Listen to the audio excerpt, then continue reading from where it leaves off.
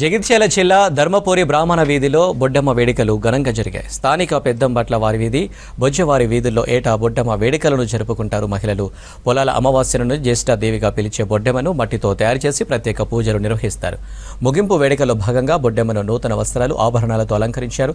కోలాట నృత్యాలు, ఆటపాటల మధ్య గోదావరి నది వరకు ఊరేగింపు నిర్వహించి నిమజ్జనం చేశారు మహిళలు.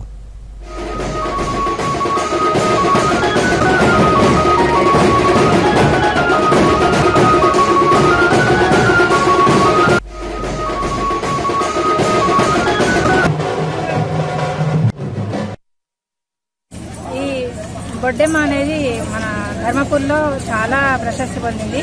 అసలు ఇలాంటి బొడ్డెమ్మ ఇంకా అసలు ఎక్కడ జరగదు, ఏ ఊర్లో కూడా జరగదు, ఏ డిస్టిక్లో ఎక్కడ జరగదు. బొడ్డెమ్మను జ్యేష్ఠాదేవి అని పిలుస్తారు. అయితే ఇప్పుడు ఈ బొడ్డెమ్మను మన పొలాల అమావాస్య రోజు మట్టితోని చేస్తారు. ఒక విధంగా ఇది కూడా శ్రీచక్రార్చనం లాంటిదే. పొలాల అమావాస్య రోజు సాయంత్రం బొడ్డెమ్మను వేసి అందరూ పాటలు పాడుకుంటూ ప్రతిరోజు ఆడతారు. అది 15-20 రోజుల పాటు ఆడతారు. తర్వాత పౌర్ణమి రోజు, తర్వాత పౌర్ణమి తర్వాత వచ్చేటువంటి రోజులలో ఈ బొడ్డెమ్మ